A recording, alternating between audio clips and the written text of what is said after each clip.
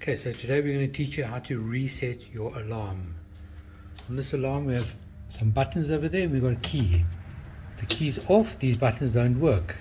If you turn the key on, it says arm controls. So you can now press that button, the evacuate button, silence it, and you see what zone it is. When you finish checking that, you can reset it by pushing that button. And we'll do a full reset and pattern will go back to normal. When you finish, turn the key off, and that's how you check it.